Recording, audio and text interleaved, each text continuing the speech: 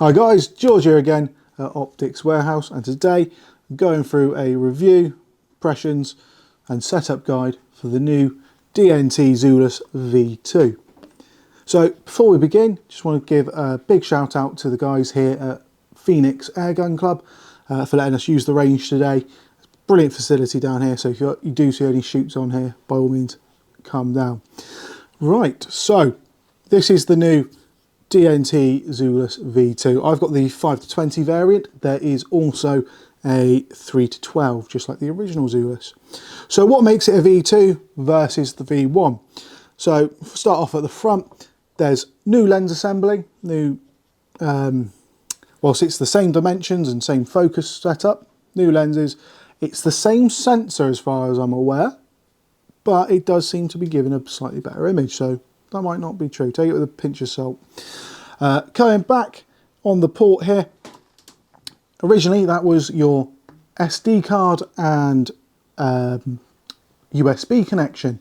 Now it's just a USB connection because this has a built-in, I think it's a 32 gigabyte, might be 64, you would have to check the specs, memory built in. So no need to worry about formatting cards. If you've got the right cards, turn it on, it's going to record. All that good stuff. Coming a little bit further back, here, as you can see, you've got the throw lever here.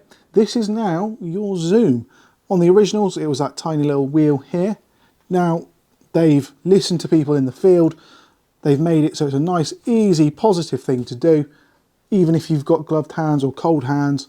So, really good improvement on the ergonomics there. It does make it a little longer, but I can't really see it making much of an impact.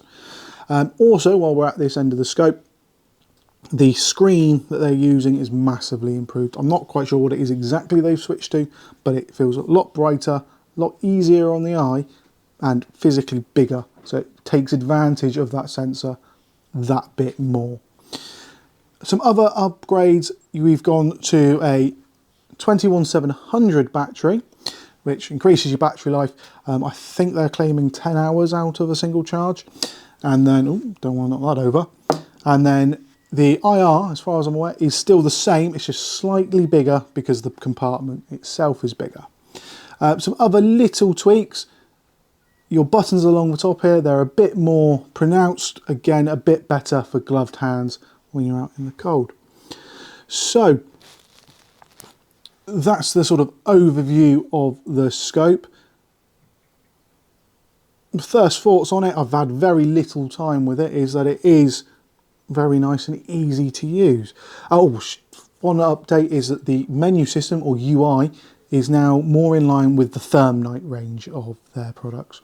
So rather than being the white and orange panel, it's more the text on the side. But you'll see that in a minute when I go through the menus showing you how to zero. So what I'm going to do now, guys, is I'm going to zero the scope. I can't record the menus through the scope itself. What I'm going to do, I've got it set up on my phone, connected via the app, and it is the same app as all your other DNT products. So if you've already got it and you're upgrading, you can just use that app. Connects the exact same way, all the exact same features there. So I'm going to do a screen recording through my phone and show you the zeroing process. So get that started. Come on, phone, work with me. Start recording. 3, 2, 1. Right. So as you can see, we've got the recording going. There's a little bit of lag there through the phone. Don't know if that's going to be in the final product. Hopefully not. Jesus, that's a big dragonfly. That's cool. Where's the water around here then? Oh, that's so cool. That's cool. Right, dragon. We got the bees down there, I think. Something's happening, yeah. But I didn't think there was water down there. Weird. That's cool. Alright, where was I? Basically just started. Right, so as you can see, before that distraction, got a target down at 25 yards. And just going to zero here. Now, what I'm noticing, as I'm just moving the scope, Does look like it's blurring on my phone screen there. It's not what's happening through the scope. The scope is a really nice smooth image. So we had some technical issues where you can't record the menus. So what I've done, we're in the back at the office, I've put a target up and I've put a PARD 007 on the back of the unit to film the zeroing process. So you see there, I've brought up the menu, scroll down to zeroing, and then we want to scroll down to freeze, which is just cut off. I freeze it there. Then, using the X and Y, I bring it down to that, my quote-unquote shot, which is that black mark just to the below and right of that target I'm aiming at. So you just use your scroll buttons to pull it down there. This is the exact same whether it's air rifle, rimfire, whatever it is. It's dead easy. What I really liked is there's a save button right there on the screen, so it's nice and positive to know what you've done. And you can see there the ret moved and the field of view changed. So that means, yep, a change has been made, we're good to go. I'm also going to do how you enter your ballistic calculator now, rather than later in the video, because as I said, we couldn't film the menus. So, just waiting here a minute. Oh yeah, I pressed the button to bring up the menu, but instead if you hold it, it brings up the pip. So we go connections, or bring up your menu, go past your ret settings, ballistic calculator. As you can see, I've already got it on from setting it up earlier in the video, or from being at the range. So we go down to ballistic data settings, and then this is the menu. So you've got your profile, I've just kept it in A. Zero distance is pretty self-explanatory. Scope height, I go on to that a little bit in the video, but it's just centre of scope to centre of barrel. Muzzle velocity is you take it with a chronograph. I do that in the video in a little bit. Calibre is not that important a thing, it's more for your own usage, so you know what bullet you're doing. Bullet weight, that is important, just take it from the tin or packet of your ammo. Ballistic coefficient, for air rifles, always start at 0.029. For anything else, rimfire, centerfire, take it from the manufacturer. Bullet length, temperature, and altitude, I just didn't really bother with. Temperature, it's already comes set at 25 this time of year. It probably is, or was at the range anyway. And altitude, well, we were nigh on at sea level. You're not far off it down at the range there. So yeah, just leave it at 0. It's fine. Then you just set all that to what you want, and then press and hold to come out, and that will be your ballistic setup. If I remember rightly, what I do here is I come back out of all the menus. Oh, just the aiming methods, you've got dial in or hold over. I kept it in dial in, but hold over just puts a little aim point there. Dial in moves the ret, which I should hopefully be able to show you in just a second. Oh, and displayed the ballistics, so you can have MOA, MRAD, centimetre, inches or off. I just had it in MOA, just tells you how big the drop is. So we come back out, so you'll see I'll range find the target again, and you'll see the ret will actually move in the field of view. So yeah, it's just dropped down low. We know the ballistics has been set up. Making some adjustments.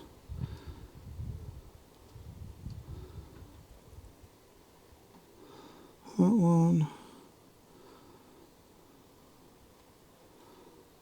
Oh, wrong way.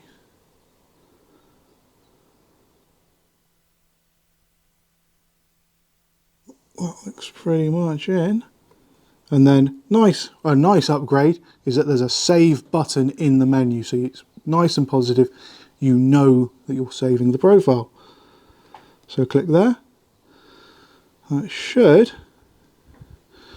now be zeroed. So what I'm going to do, take another shot, or do another 3 just to check.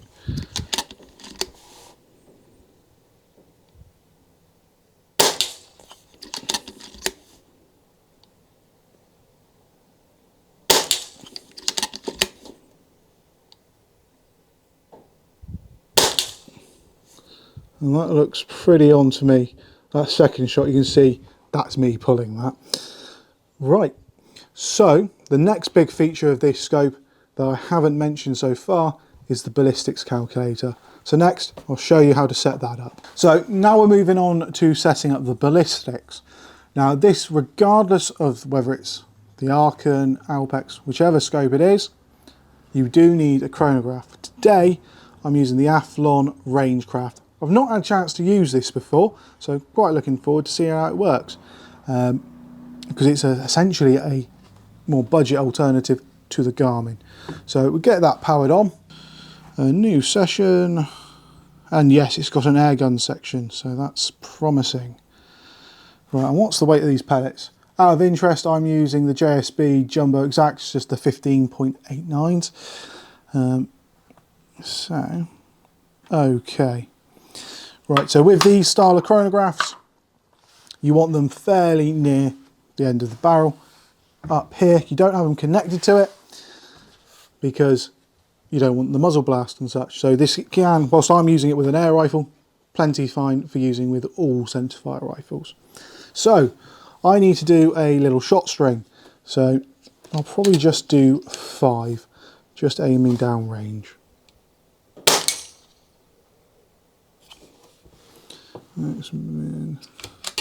What is very nice to note about this chronograph is it has a shot counter on the screen, your average, your minimum and your max, all there displayed. You don't need to go into the app to use it. It is compatible with an app though as well. That's shot 3. Shot 4. 5.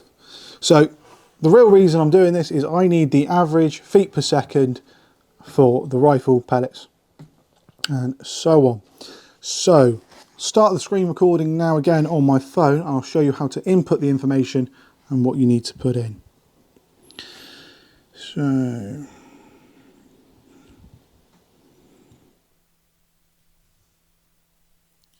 recording. Right, so we need to enter our menu and we want to scroll down to ballistic calculator, select, and I'm not going to turn it, well yeah, I'll turn it on now, and then ballistic data settings. So profile, well I'm only going to be using this one, the 0 distance, so we need to change that to yards, and then just scrolling through, set that at whatever distance you zeroed at, and then scope height, ballistic coefficient. So on air rifles, rimfires, most small calibers, it's going to be G1 is the profile you want. It's only your, your 65 Creedmoors, 7mm PRC, your very, very good ballistically performing rounds that you're going to look at G7, typically fairly modern stuff. And then for air rifles in particular, for any other brand of ammunition, rimfire, centerfire, you just take what the manufacturer tells you for your ballistic coefficient. For air rifles, I always start, regardless of what it says online, at 0.029. Ballistic coefficients, the calculation just doesn't seem to work with the standard shuttlecock shaped pellet. Don't know why. I think it's something to do with the multiple diameters, whatever. But this is the starting point. 2, 9. Bullet length, I'm not going to bother with that if I'm being honest. Temperature, it might be 25 degrees here, it's quite warm. Might be hotter. Altitude, we are pretty much at sea level, so that's fine. Right, press and hold. That should save it. And then we just go back. Right, so the next thing in the setup is your aiming method. You can have dial in or hold over. Dial in will move the rep to your point of aim, so you're always aiming on crosshair. Dial in gives you a secondary aim point. Oh, sorry, hold over gives you a secondary aim point. It's on dial in, so I'm just going to keep it there. Display ballistics. Oh, I can tell you what the drop is. Let's see. Right. So now I've gone back to the normal menu, and obviously we zeroed here at 25. Zoom back out. I believe that's 50 here. In focus.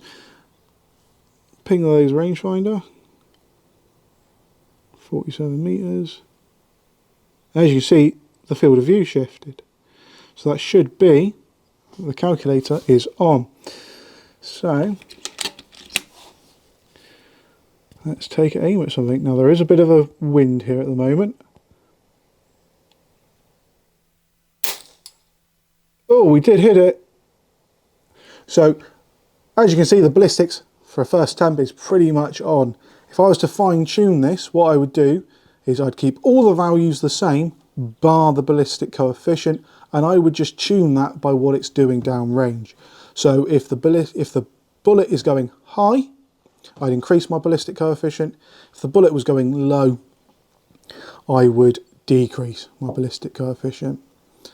So that's been pretty much the setup. What I'm going to do now is just have a little bit of fun here on the range, because I've got a brilliant job, have a few shots, and then come back with my thoughts and impressions of the scope.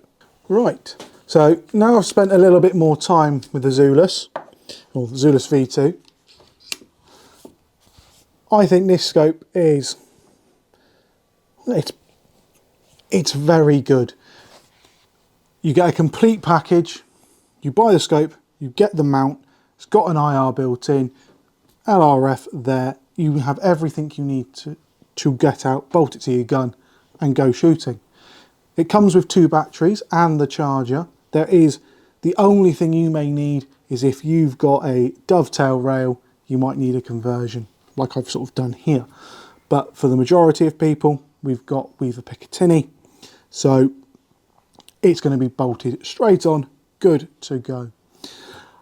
This is going to be, it's lightweight, it's under half a kilo, or just over, I think it was 5 grams. Sorry, 4 grams, 4 grams, I think it was. So it's lightweight, it's fast handling, compact. It's going to be a pest controller's best buddy, this. I think it's going to be a wicked scope. Only maybe, not negatives, but things to consider. It's a short eye relief. So if you've got a high recoiling rifle, this isn't the one for you. I would say the cutoff, or it's going to be a judgment call at your sort of 243 calibers. If you've got a lightweight 243, probably not. But if you've got a heavy, fairly muted one, going to be fine. But other than that, I think this is going to be a cracking scope. If you want to find out more, please get in touch and I'll see you next time.